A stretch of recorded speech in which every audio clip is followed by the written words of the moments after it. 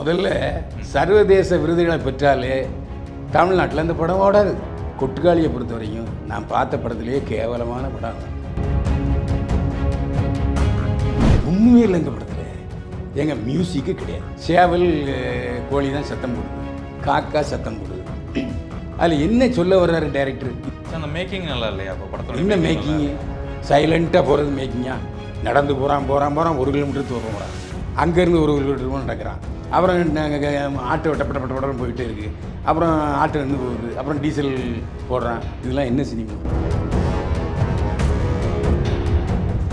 கும்கி, பருத்திவீரன் போன்ற படங்கள் உலகத்தரமான உலக சினிமான்னு சொன்னால் நான் ஒத்துக்கிடுவேன். இந்த மாதிரி மொக்க போடுற படம், போர் அடிக்கிற படம், தூக்கம் வர்ற படம் 10 பைசா தேராது. ஐயையோ சாவடிக்கிறான்னு.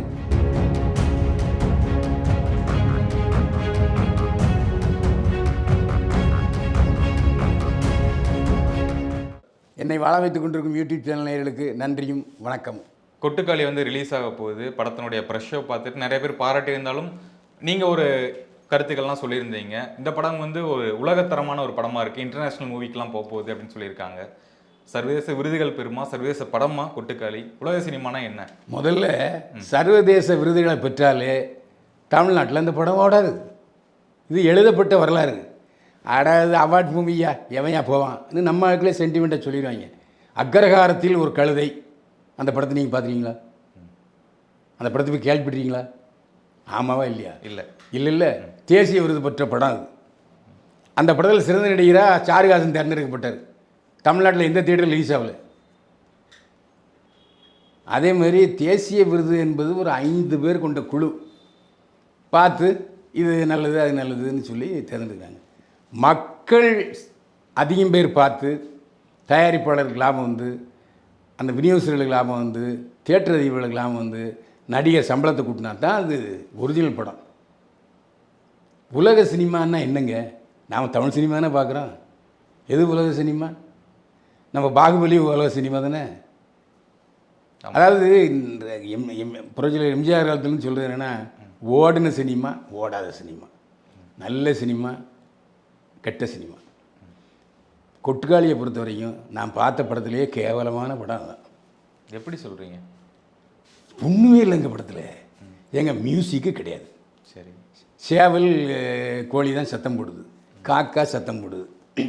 அதில் என்ன சொல்ல வர்றாரு டைரக்டர்? இதுக்கு முன்னால் அந்த படத்தை இயக்கிய வினோத் ராஜ் இயக்கிய கூழாங்கல் பார்த்தேன். அதாவது நம்ம ஊருடைய மனவியலை சொல்லிச்சு, வாழ்வியலை சொல்லிச்சு. இதில் என்ன, வெளிநாட்டிலேருந்து ஒருத்தன், வெளிநாட்டில் இருக்கார் சூரி, அவர் தன்னுடைய சம்பாத்தியத்தை தன்னுடைய முறைப்பொண்ணுக்கு கொடுக்குறாரு. முறைப்பொண்ணு காலேஜில் படிக்குது, காலேஜில் படித்து வேற ஒருத்தனை காதலிக்குது. யாராக இருந்தாலும் அந்த பெண்ணு வேற ஒருத்தனை விரும்புகிறான்னு சொன்ன உடனே சரிம்மா சந்தோஷமா இரு அப்படி தானே சொல்லணும். இந்த படத்தினுடைய கதையாக அது இல்லை. டார்ச்சர் பண்ணி மறுபடியும் என்ன நீ கல்யாணம் பண்ணிக்கணும் அப்படிங்கிறதான் கருத்து. அதுக்கு கதாநாயகி அப்பா, கதாநாயகி அம்மா எல்லாம் சேர்ந்து இப்போ மந்திரவாதிகிட்ட போகிறாங்க. மந்திரவாதிகிட்ட போனதுக்கப்புறம் ஏற்கனவே ஒருத்தர் சிகிச்சை பண்ணுறாரு. என்ன சிகிச்சை பண்ணுறாரு? கருவை கலைக்கார். இனிமே அவங்க கூட சந்தோஷமாக வாழ்வாப்பா போ அப்படிங்கிறாரு. இதை பார்த்த சுருளி மனம் உடஞ்சி திரும்பி போயிடுறாரு. இதுக்கு மந்திரவாதி போய் தான் சொல்லணுமா? மனசு ஒத்து போகலைன்னா உடல் ஒத்துழைக்குமா? என்னதான் இருந்தாலும் அவங்க உன்னை விரும்பலைன்னா விட்டு தொலைய வேண்டியதுன்னு சார். அதாவது ஒரு பஸ்ஸில் இடம் இல்லை, அடுத்த பஸ்ஸில் போக வேண்டியதுன்னு. அந்த பஸ்ஸெலாம் போகணும், ஏன் சண்டை போடணும்? அது மட்டும் இல்லை, ஒரு கோழியை வச்சு 10 நிமிஷம், மூத்திரம் போகிறதுக்கு ஒரு 10 நிமிஷம், மாதவிடாய்க்கு அந்த கேர்ஃப்ரீ மாற்றுறது ஒரு 10 நிமிஷம். இதெல்லாம் என்ன சீனு? இதான் உலக சினிமாவா? சார் அந்த மேக்கிங் நல்லா இல்லையா? அப்போ படத்தோட என்ன மேக்கிங்கு? சைலண்ட்டாக போகிறது மேக்கிங்கா? நடந்து போகிறான் 1 கிலோமீட்டர் தூரம் போகிறான், அங்கேருந்து 1 கிலோமீட்டர் நடக்கிறான். அப்புறம் ஆட்டோ டப்பட போயிட்டே இருக்குது. அப்புறம் ஆட்டோ நின்று போகுது, அப்புறம் டீசல் போடுறான். இதெல்லாம் என்ன சினிமா? சரி சார், ஒரு கமர்ஷியல் படம் எடுக்கிறோம், 5 பாட்டு 5 ஃபைட்டு அப்படி வச்சாலுமே அதுக்கு விமர்சனம் வருது இல்லை? அது கிடையாது. நீங்கள் அதை இதுக்கு இடையில லவ் டுடே, இப்போ பருத்திவீரன், இந்த மாதிரி கும்கி போன்ற படங்கள் எடுத்தேன். கும்கி பார்த்திபன் போன்ற படங்கள் உலகத்தரமான உலக சினிமான்னு சொன்னால் நான் ஒத்துக்கிடுவேன். இந்த மாதிரி மொக்க போடுற படம், போர் அடிக்கிற படம், தூக்கம் வர்ற படம், 10 பைசா தேராது, ஐயையோ சாவடிக்கிறானுன்னு நாற்காலியை அப்படியே தேய்க்கிறது படமா? சினிமா என்பது உலகத்தரம் வாய்ந்த சினிமான்னா உன் காசில் நீ வந்து தயாரித்து நீ ஒரு 10 பேர் கூப்பிட்டு போய் பேஷ் ரொம்ப நல்லா இருக்குது, அது வேறு. இவன் 200 100 கொடுத்து படம் பார்க்க வர்றான், அவனை நீ சந்தோஷப்படுத்தணும். இங்கே சினிமா எப்படி இருக்குது? இல்லை, இப்போ தெரிஞ்சுதான் உள்ளே போகிறாங்க. இந்த படம் வந்து ஒரு ஆர்ட் ஃபிலிம், ஒரு அவார்ட் ஃபிலிம். எவனும் போக மாட்டாங்க ஆர்ட் ஃபிலிமுக்கு. எவனும் குழந்தை குட்டியோட ஆர்ட் ஃபிலிம் போய் பார்க்க முடியுமா ஒருத்தன்? தமிழ் சினிமாவில் உலக சினிமான்னு சொல்கிற அந்த மொக்க சினிமா எவனும் நேசிக்கிறது இல்லை. போனோமா நம்ம வெளி உலகத்தில் நிறைய சோகத்தை துன்பத்தை அனுபவிக்கிறோம். அதுலேருந்து ஃப்ரீயாக தான் தேட்டருக்கு வர்றான். நான் தேட்டரில் போய் உட்காந்து அழுவேன்.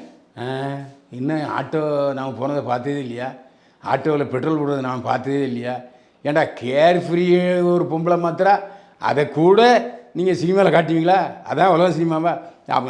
ஏதோ வாயில் வந்துட போகுது. கேர் ஃப்ரீயே ஒரு பொம்பளை மாற்றுறாங்க, அது ஃபோட்டோ அதை சினிமா ஆக்கிறது தான் உலக சினிமாவா? சொல்லுங்கள். இதெல்லாம் எங்கேயாவது இதுதான் உலக சினிமான்னு சொன்னீங்கன்னா அந்த உலக சினிமா வேண்டாம்யா, வெளியே போங்கய்யா. புதுசாக ஏதாவது நல்ல கதையை சொல்லுங்க. கூழாங்கல் உண்மையில சொல்கிறேன், அது வாழ்வியல், நம்முடைய வாழ்வியலை சொல்லிச்சு. ஒரு பொண்டாட்டி ஏன் கோவிச்சிட்டு போகிறா, ஏன் அவன் தண்ணி அடிக்கிறான், ஏன் தண்ணி அடித்து கெட்டு போகிறான், அந்த விஷயத்த சொல்லி நல்லா இருந்தது. கூழாங்கல்ல ஒப்பிடும்போது கொட்டுக்காளி வேஸ்ட்டு, 0. அதுக்கு இவ்வளவு பில்டப் கொடுத்துருக்கு பார்த்தீங்களா? கொடுமையோ ப்ரொமோஷன் சொல்கிறீங்களா? ஆமாம். நான் ஜெயிச்சா நான் வெற்றி பெற்றா சூரி வெற்றி பெற்ற மாதிரிங்கிறார். சூரிக்கு இன்றைக்கி ஒரு 8 கோடி ரூபா சம்பளம் கிடைக்குது. இந்த படத்தை பார்த்தாங்கன்னு வச்சுங்க, தயாரிப்பாளர் டைரக்டர்லாம் ஐயோ சூரியோடைய மார்க்கெட்டையை சுத்தமாக கவுத்துட்டாங்க இந்த படத்தை போட்டு. அடுத்த படம் ஒன்று ஃபிக்ஸ் ஆகிருக்காரு, விலங்கு. அது ரைட்டுங்க, ஃபிக்ஸ் ஆகிருக்காரு. இப்படி ஒரு படத்தில் சூரி ஒத்துக்கலாமா? அப்போ இந்த கதாநாயகன் நல்லா இருந்துச்சு, அவங்க இதில் உண்மையிலே நல்லா இருந்துச்சு. ஒரு வாழ்வியலை சொல்லிச்சு, ஒரு இல்லறத்தை சொல்லிச்சு, நண்பன் எப்படி துரோகியாகிறாங்கிற சொல்லிச்சு, எவ்வளோ விஷயம் இருக்குது. ஏங்க ஒரு படங்கிறது நம்மளை கிராஸ் ஆகி போகணுங்க. ஒரு தடவை ஏன் ஜெயிச்சுது? அது எவனுமே தெரிஞ்ச நடிகையும் கிடையாது. ஒரு லவ் ட்ரெயின் போச்சு, அவள் வந்து ஒரு வறுமைக்கோட்டு கீழே உள்ள லவ்வரு, இவன் அங்கே போய் லவ் பண்ணுறான், அவங்க அம்மாவை ஒருத்தி வச்சுருக்கா. அதான் எவ்வளவு நுண்ணியமாக, அதாவது தன்னுடைய அம்மா வறுமைக்கோட்டு கீழே ஒருத்தனை வச்சுருக்கா அப்படிங்கிறனால எவ்வளோ பெரிய விஷயம். அது எவ்வளோ நாசுக்காக சொல்லியிருந்தா டி ராஜேந்தர். அதாங்க வித்தியாசமான சினிமா. வித்தியாசமான சினிமா வேறு, உலக சினிமா வேறு. என்ன உலக சினிமா? தத்தி. அது பேர் உலக சினிமா இல்லை. உலக சினிமா வந்து திருவிழா ஃபெஸ்டிவலில் மட்டும்தானே நான் பார்க்க முடியும். தியேட்டரில் எங்கே பார்க்குறாங்களா, போடுறாங்களா? இங்கே சிவகார்த்திகேயன் சூரிய பற்றி சொன்னால ஒரு கேள்வி, இறுதியாக ஒரு கேள்வி முடிச்சுக்கிறேன். சிவகார்த்திகேயன் சொல்லியிருந்தாரு, எனக்கு வாழ்க்கை கொடுத்த நிறைய பேர் சொல்கிறாங்க அப்படின்னு சொல்லியிருந்தாரு. அதுக்கான மீம்ஸ்லாம் வந்துச்சு. அது எப்படி போட்டிருந்தாங்கன்னா, இது வந்து தனுஷை சொல்லலை, இது வந்து ஒரு குறிப்பிட்ட ஒரு தொலைக்காட்சி சொல்கிறாங்க அப்படின்னு சொல்லியிருக்காங்க. இல்லை, அவரை அறிமுகப்படுத்துனது அந்த தொலைக்காட்சி தானே. அந்த தொலைக்காட்சியால் தான் அவர் இன்றைக்கி வளர்ந்தாருன்னு நான் சொல்ல மாட்டேன். அவரை 4 பேரை பார்க்க வச்சது தொலைக்காட்சி, அதை மறுக்க முடியாது. அதேமாதிரி முதலில் கதாநாயகனை அறிமுகப்படுத்துன்னு மெரினா படம், அந்த படம் பாண்டியராஜ் படம், அதையும் மறுக்க முடியாது. சினிமாவில்ங்க அறிமுகமாகிறது தான் கஷ்டம், நிற்கிறதுக்கு பார்த்தீங்களா பெரிய கஷ்டம். அது ஒரு நல்ல படத்தில் நடிக்காமல் கூட ஒரு நடிகன் ஜெயிச்சிடலாம். அதுக்கப்புறம் அவனுடைய திறமை இல்லைன்னு வச்சுங்க, வீட்டுக்கு போயிடுவான். அப்படி நிறைய நடிகர்கள் போயிருக்காங்க. ஒரு படம் 2 படத்துலேயும் வீட்டுக்கு போனவங்க இருக்காங்க. முதல் படம் சூப்பர் ஹிட் கொடுத்துருவாங்க. அந்த மாதிரி தான் நான் என்ன சொல்கிறேன், நல்ல நடிகர் விடுதலை நல்லா இருந்துச்சு. கருணனில் இன்னும் நல்ல தன்னுடைய திறமையை வெளிப்படுத்தியிருந்தார். இந்த கதையை ஏன் ஒத்துக்கிட்டார், இதில் எதுக்கு இது வந்து வற்புறுத்தலின் பேரில் ஒத்துக்கிட்டாரா சூரிங்கிறத விட எனக்கு தெரியல. ஆனால் இந்த படத்தை அவருக்கு தெரிஞ்சு தான் ஒத்துக்கிட்டாருன்னா சூரி மிகப்பெரிய தப்பு. எந்த படம் ஓடும் எந்த படம் ஓடாதுன்னு ஒரு ஜட்ஜ்மெண்ட் அவருக்கு தெரியலைன்னு அர்த்தம். ஓகே சார், தொடர்ந்து பேசுவோம் சார். நேர்காணலுக்கு நன்றி, வணக்கம் சார். வாழ்க வளமுடன்.